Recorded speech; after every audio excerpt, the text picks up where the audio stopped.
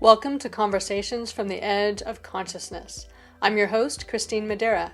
For me, and possibly for you, the inner world of consciousness has always been much more real and way more fun than the so-called real material world. Growing up, I thought I was alone in this, but I'm not. There are a lot of us, and far too many have no one to talk to who shares this experience. I've been lucky to cultivate a community of friends who love to talk about the energies, ideas, and vibrations that are pushing the edges of our own consciousness, as well as our collective consciousness. In Conversations from the Edge, we share our conversations with you. Welcome to Conversations from the Edge. This is your host, Christine Madera, and we are here today with Katie Kieffer. So welcome, Katie. It's always great to have you here. Thank you. Thank you for having me. These are always so much fun. They really are. So why don't you tell people what you would like them to know about you today, and then we will jump right into our topic. Okay, so really know about me. I'm an energy healing facilitator, and I really like to look at when you feel like you're running into that invisible wall. It's like, what is that? Is it belief systems? Is it unconscious patterns? Is there some kind of karma going on? And the work of what I do is actually clearing that kind of stuff away so people can move forward in their lives or whatever it is that they want to create. It's kind of broad. It is, but the one thing that we just talked about before we get on here is that the unifying thing for this is that you help people become their own sovereign, become sovereign in their life. Yeah. And you do that in a variety of different ways, but it really is about the energy of helping people become the best version of themselves and their own authority, and becoming the master of their own life. Mm-hmm. Thank you. That's, because we have talked about that. Like, okay, let's jump in with that. All right. So that gives you a sense of what Katie does. But today we were going to talk about something that we've also talked about, not just today before we hopped on, but other times as well. And it is about what does it mean to thrive? And right now, we're in the midst of this paradigm change from what had been, so pre-coronavirus type of stuff, where we were really focused on the energies of survival and, the different variations of energy of survival, but survival around stress, the stress system, the stress on the human system, the stress on the planet system, competition, the sense that in order for me to have mine, you need to have less than me. So in order for me to feel like I've got abundance, you need to be in lack. So it's a system based on lack, based on stress, based on competition, and based on the survival impulses in people, which really rise from the fight-flight system. And we're in this shift right now. And one of the energies under this shift for me, and I know it was for you because we've talked about this on our podcast together, is that we're moving into this place of more grace, of more thriving, of more support, of more cooperation, of more wholeness, of more mutual benefit. And a place where we are coming out of that energy of lack and competition and more into that energy of cooperation and mutual support and mutual thriving. It's a new place for, even for me, every day it's a little bit different. So how are you experiencing this? I'm feeling it's really interesting because, as you're talking about that, I'm seeing where I have felt the resistance in the body. Because, mentally and emotionally and spiritually, there's been a whole lot more in the last few decades of moving into this thriving piece. But it's the body that has been in survival mode for so long that it's like here and there, it's like, oh, can I really do that? And it's like a physical sensation that I get.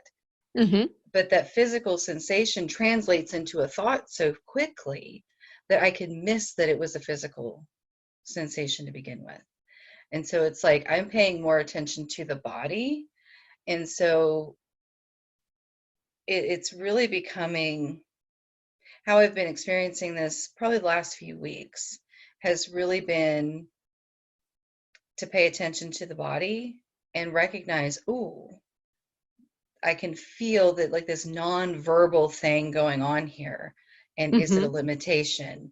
Is it just the old programming? Because I mean, we've been here for how long on the planet? As Long humanity. time. Yeah. And most of that has been spent in just surviving at the physical level. And so there's been so much of that. It's like to give the animal body that concept of we've mastered that. I mean, and that's a key piece, is that I don't think it's a good idea to act like, oh, we don't need the survival piece anymore. Like no disdain for that. It's a matter of, okay, we've mastered it. We can bring that part to completion. Know that we have it. Know that we always have that. And learn and teach the body that it's okay to thrive. And then move through the experience of what that looks like. Because it's not going to look the same for all of us, but what is that going to look like as for us as individuals? And then we'll get to see what it looks like as a collective.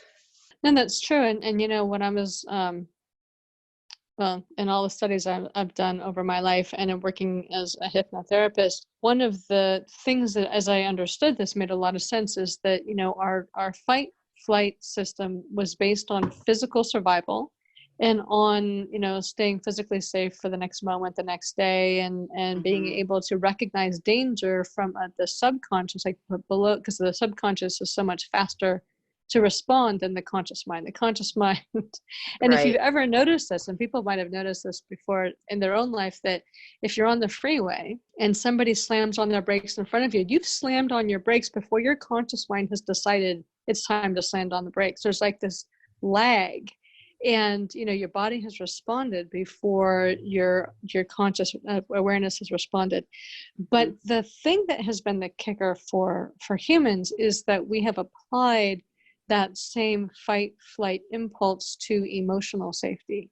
And there's a lot of reasons for that. Like we need, if your parents reject you as a toddler, you're not going to live very long. So if you don't have approval, if you don't follow the rules, if you don't, encode all these things about the appropriate behavior and the inappropriate behavior so that you're accepted and that you're fed and that you're loved and you have a place to sleep at night, there's all these reasons and processes around which we have decided that emotional survival is just as vital, and in many cases more vital than physical survival.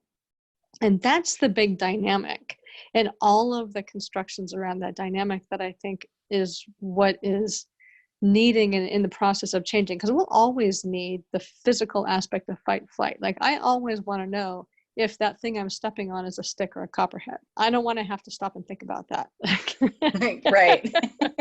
Because that's not going to help me. So I think that that mechanism is there to keep us safe. It's the misapplication of that mechanism to our emotional life and to the things about being approved of and of fitting in and all of these things that we have decided are emotional survival impulses that control us. And it's that, and then all these elements of lack and the stress of fitting in and the stress of all of the emotional aspects of relationships and work and all of these things that have created the stressful survival mechanism or survival system that we've been in that goes way, way beyond physical survival. But thriving is its own interesting energy that, as we're bringing it in, you're right. Like I've experienced this too, where I like come into what is it, what does it feel like for me? Because I go into the feeling, what does it feel like for me to thrive in my body or in my business or in my world or in my relationships? And because there's no paradigm, or there's not paradigm, it's not the word I want to use, because we don't have a picture of thriving. We all know what it's like, the comparison. This feels good, this feels bad. There's that comparison mode. But this feels good, and so I'm going to hold on to this feeling good because this is what's feeling good. But there's always that back end part that, oh my gosh, there's that part that's going to feel bad, and it's always there. So I need to guard against not feeling bad. I need to, it's just as controlling as being in that bad place and trying to get out of the bad place is clinging to the good place and trying to hold on to that good place. but we don't have like a model of thriving, and particularly not one of mutual thriving, not one of planetary thriving, not one that doesn't have somehow for one group to thrive, another group has to not thrive, or for one group's to feel like they have rights, another group needs to be deprived of their rights. And so it's that mechanism too, when I'm feeling into it, that I'll have thought processes that come up, and my body I'll notice things in my body, or I'll have emotions around it. And those are the primary ways I think people feel reactions to things. Whether there's any other ways, I'm not thinking about. No, those would be the primary. Physical Okay. sensation, emotional response, and thought processes would be Okay. the top three. There's this element of like resistance is kind of inherent because we are moving into the unknown, Mm-hmm. because we don't have a model. We have a concept. Mm-hmm. There's an idea, but not really anything we've been able to watch and see. At the same time, there's part of me that is going like, yeah, we do. At soul level, we do know Yeah, but most some people concept of aren't it. tapped into the soul level, and I wish we can talk about in a moment. But the other part is I think we don't have that concept in our bodies, Right. and that when we're in that place of trying to explore thriving from the body, I know for me there was always that aspect of like, okay, so I can open up into this thriving, but there's always this other piece that's not thriving, that's there, that's the comparison against thriving, Mm-hmm. or to thriving. And it's kind of like this bracing, like, okay, that shoe could drop at any moment in time, like I can thrive and everything can be perfect, but then at some point, like that's all, the rug's gonna come out and like everything's gonna go away, Mm-hmm. and that's not going to be there anymore. That's what Brene Brown calls the foreboding joy. Yeah, that is perfect for that. Yes, the foreboding Yeah, joy. it's the foreboding joy. And so, what I'm finding is that the more we can hold that essence in our body and feel good, the easier it becomes. It's still a journey. We're Mm-hmm. still, things still come up. It's like, ooh, it's like, ooh, there's that like invisible wall. What's that? And so then it's, figuring out what that is and moving through it. And when we do that, then it gives us more capacity to hold the better feelings for longer. And I think that's one of the things that we're moving into, is being able to do that for longer periods of time. Yeah, and it is new energy that needs to run through the body. So we have to get Mm-hmm. used to that circuitry, because if you're used to running the stress circuitry, the non-stress circuitry actually in and of itself feels threatening, which is Yes. interesting because the stuff that should feel threatening just feels familiar. So because it feels familiar, it feels okay. And the new Right. stuff is like, I don't know about this. This is a little weird. Right. So one of the things that I have been playing with recently is, and I don't have a name for this yet, maybe we can come up with a name for it, but is to imagine these things almost like a triangle. So if you imagine a triangle and there's a point on the top, and then the flat part of the triangle is on the bottom. And along the bottom, running from one point to the other point, is a continuum. And the continuum is basically from 0% to 100%. So if we imagine like survival and thriving along that paradigm. So you've got at the 0% is sort of like the last holdout of survival, or maybe the lack of survival. And then you move through that continuum, and thriving is the 100% of like everything's going great. But when we're in that polarity, that continuum, which is what we're really wired to as human beings, because we're wired to contrast. We're wired to the polarity of having hot and cold and good and bad and all of these different things that are not necessarily value judgments, but we're, between the contrast between a chair and a human, there's difference, and we're wired to these differences. So we experience emotion and energies and like the survival impulse to the thriving in this range of 0 to 100%. And so if you're up toward the 100%, there's always that foreboding joy that at any moment in time, like I could zip right back down to 25%. Like if I crash my Mm-hmm. car, if I lose my job, if, my significant other says, see ya, whatever it happens to be, whatever that we're basing that thriving and well-being on, if the external markers of that change, then we tend to move back down into experiencing the lack of that. So it's basically the continuum of 0 to 100, from lack to, not necessarily abundance, but lack to non-lack to plenty, or to fullness. But at the top of the triangle would be a standalone energy. So like the standalone energy of thriving, which would be like, to me, this is what we're moving toward, is instead of like moving from survival to thriving along that lower paradigm or that lower polarity, that we're moving into thriving as its own understanding about how life works, that we are actually inherently thriving beings, and that we're living from that state of thriving. And when you can be in that place of inherently understanding that you are in thriving and that you thrive, like you can experience some lack, you can experience breaking your leg, you can experience, a financial setback without having to judge yourself from that place of lack.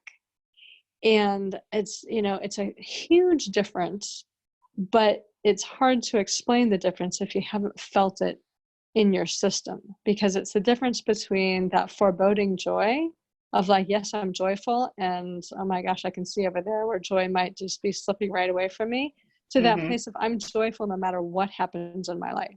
I am joyful even if like everything falls apart. I am still joy. I can experience things falling apart. I can experience the pain. I can experience the grief. I can experience the sadness, but I am fundamentally joy. And that, I think, is kind of the place we're moving to, away from the polarity comparison to the state of wholeness and thriving and worthiness as our natural state. I agree. I agree with that. And it is this new kind of territory, especially for the body. Because at soul level, we may already have this really well. But now we're getting to experience it embodied. And the journey of that embodied. And I really like the concept of having thriving as its standalone energy, that you can be in that joy and that happiness and that peacefulness and that love, in the wisdom and in the truth, and just in the pure enjoyment of life, even when we are dealing with those very human aspects of things not going right, but still being able to be and perceive it from that place of wholeness.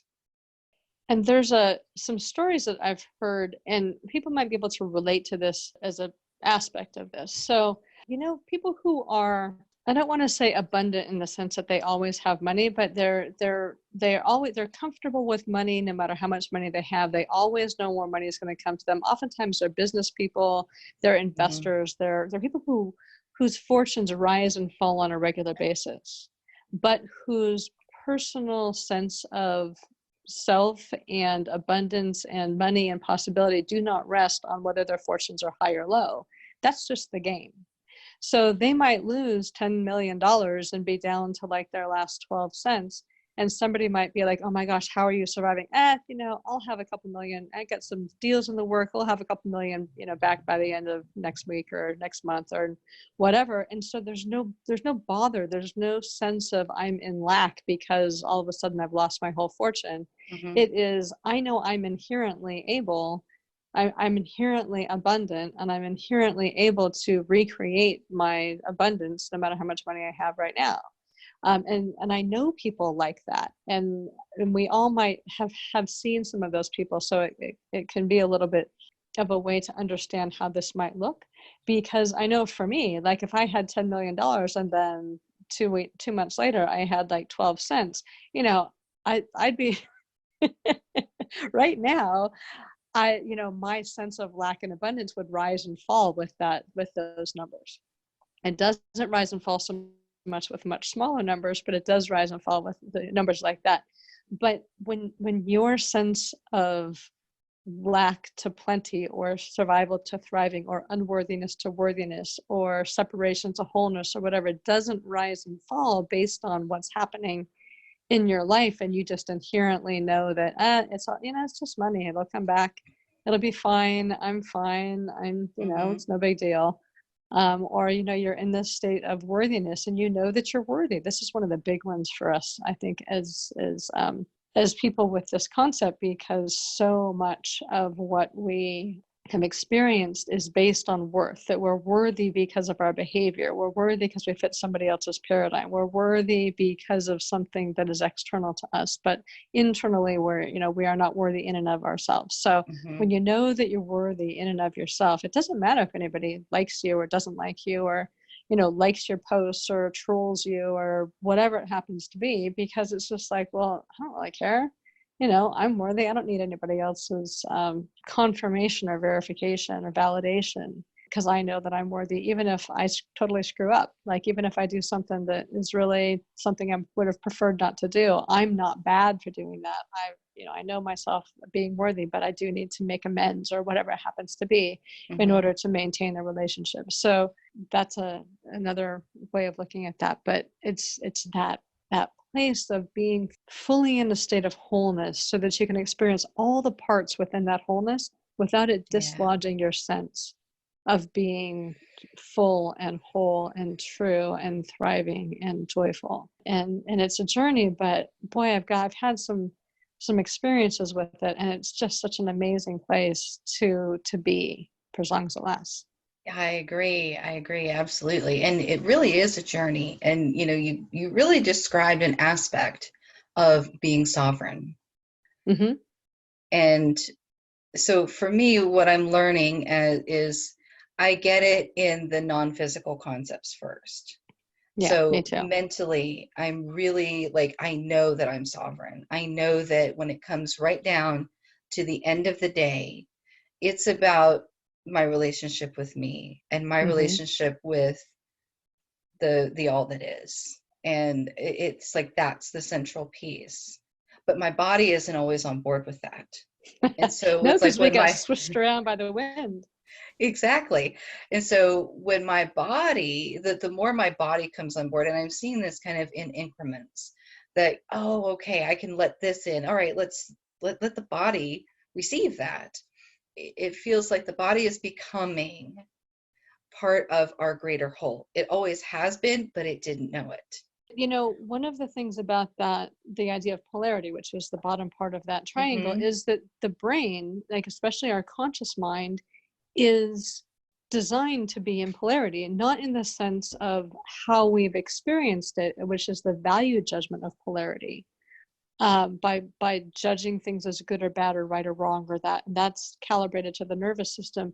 But our brain, I mean, one of the most amazing functions of our brain is that we can look at something, take it apart, understand the parts, and put it back together again, and understand the whole through the parts. And so we can also, and there's other aspects of our brain that understand everything in holism, and they're all necessary.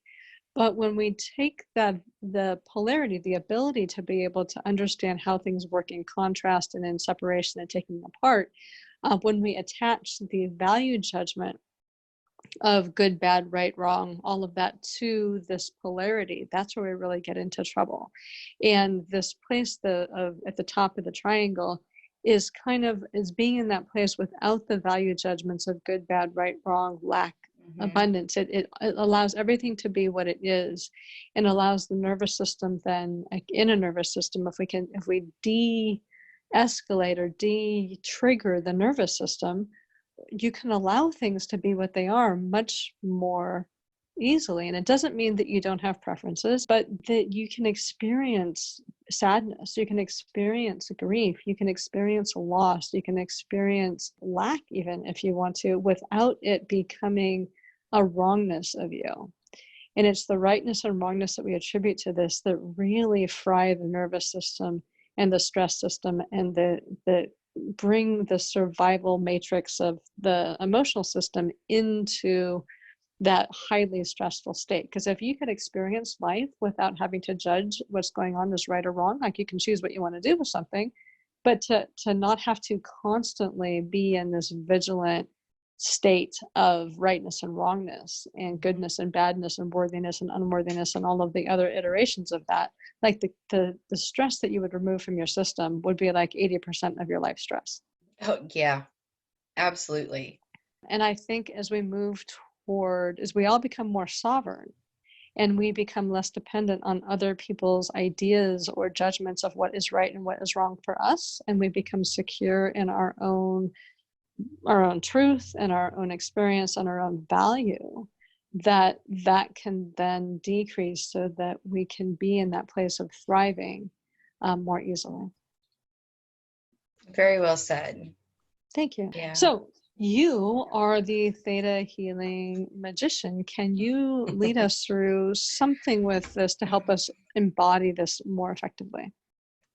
Sure. When you asked me about that, I was like, ooh, how are we going to approach this? And then it's like, oh, well, let's activate the receptors. Oh, perfect. So let's activate some receptors in the body for that energy of thriving, like that thriving of its in and of itself, Mm-hmm. and close down or at least quiet some of those receptors for that stress and the judgment. Perfect. How's that? Okay. Yeah, and can you actually explain what that means for people that this might be new language for? Okay. So it's the concept, it's the same concept applies with like your cell, like if you look at the cells and they have like all these little docking stations on them. So like there's a chemical that will dock on the same receptor as, say, iodine. So iodine is something we need, but there are other things that can take that receptor. So we can actually shift that and like reduce a reception to one thing and increase it to another. Yes, and our cells have all of those little fuzzy things on the outside of cells are receptors, and they receive All things and mm-hmm, they reject things. And so exactly. when they're wired to receive things like stress hormones, as stress hormones flow through your body, you just suck Mm-hmm. them right up. Well, But and you if you're not, create more of them too. and you create more of them. And if you're not as familiar or as used to receiving, more buoyant emotions, then your receptors are not as adept at receiving those when they're flowing through your system. And Right. so it takes more work to get that to calibrate up. But the Mm-hmm. more you practice that, the easier it is. But the idea of receptors is really helpful to work with. And so as we do this, imagine that these little things that like fuzzy lollipops are receiving the energy of thriving Mm-hmm. and are starting Yeah. to become more resistant to receiving and holding on to the energy of stress. Right. And your And body that knows you're what to do with that. absolutely, and that you're getting more and more of those receptors Yes. for the thriving, for the, Yes. and we'll bring in that essence of thriving. And so, first of all, hit pause if you're driving, because this is a meditation. Yes. And yes, we want you to be safe if you're driving. So we're going to start just by taking a nice deep breath and kind of feel into your body, feel into your heart space, and feel your heart space connected with the center of the earth, and drawing up that earth energy through your body and out the crown of your head into a beautiful ball of light, and lifting it up out of the earth's atmosphere. Go through layers and layers and layers of light, up through a golden light, and then you'll go up through like a thicker substance, like almost like jelly. As you travel through this, you might hear tones or see shapes or colors. And keep going on. You'll go up through a pink mist and come out into an iridescent bright white light. And first of all, in this bright white light,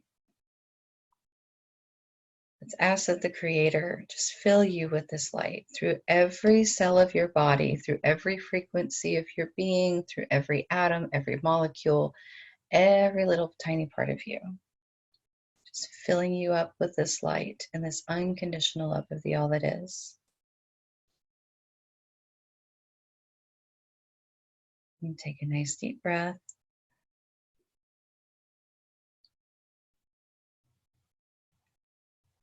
And so now let's ask that the Creator of the all that is activate and increase your capacity for the essence of thriving.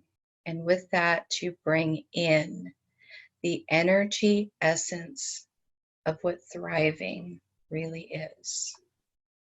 And bring that energy in through your body, through your emotional body, through your mind, through the ego, through your soul, and through all of your being.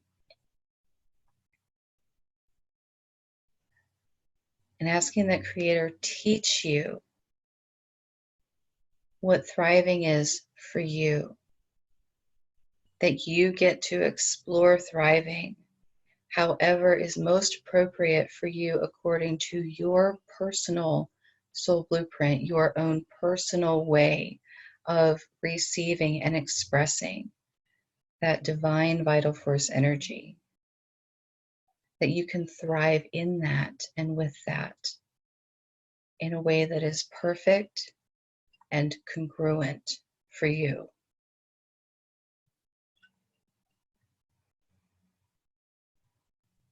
And take a nice deep breath. And I'm hearing also to ask Creator to bring in for you Creator's highest definition of thriving.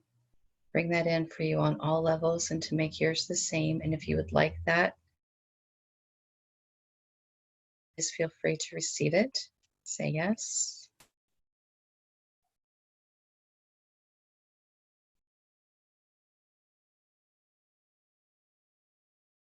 And now I'm also hearing that you know how to be on the wavelength of thriving, that you understand in your body, in your mind, in your emotional body, and in your soul, that survival has been met. Survival has been mastered by the human body.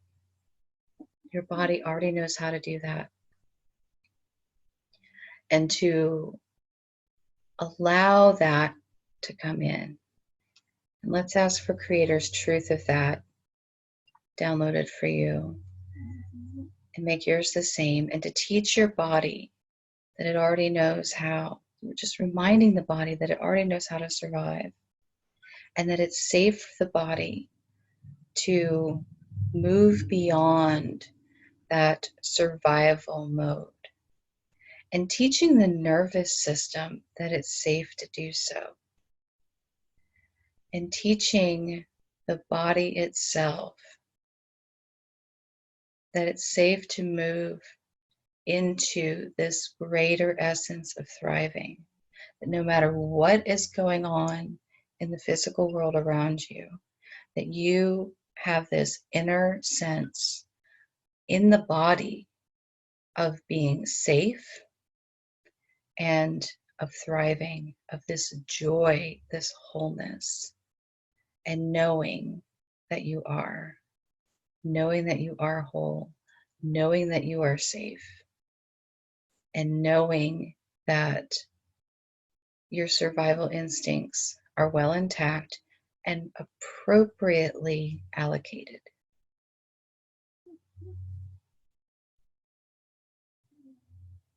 And let's just ask that Creator bring this in for you in whatever capacity and however is most appropriate for you, whatever amount you can take in for yourself, that's okay.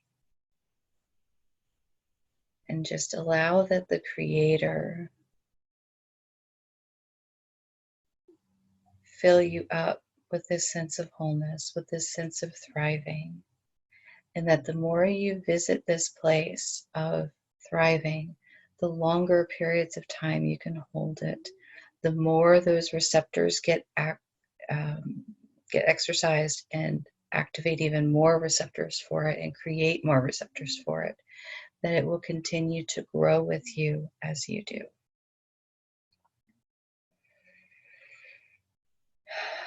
Another nice deep breath.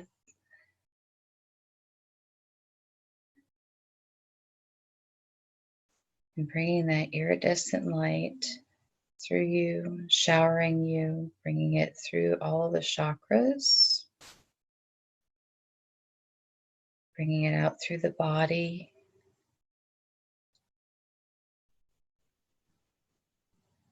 and being in this knowingness that Creator is aware of you.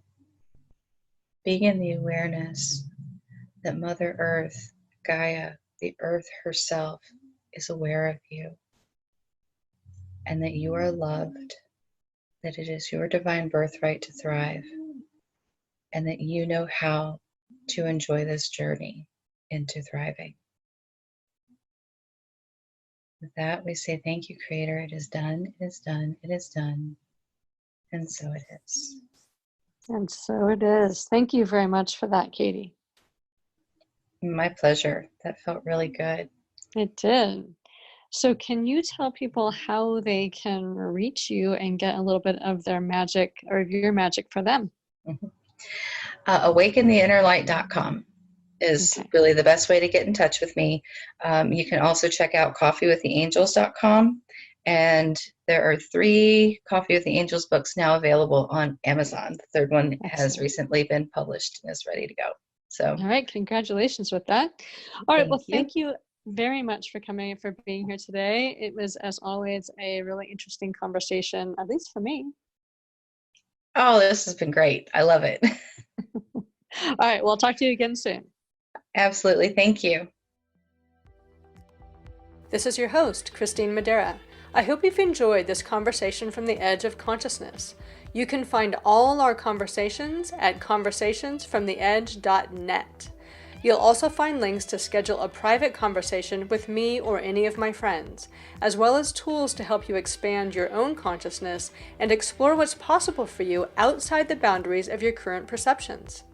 Feel free to use this podcast to start your own conversation by sharing it with friends, on social media, in your blog, or even in your own podcast. And as always, live the adventure of pushing your own edge. It's the most amazing adventure there is.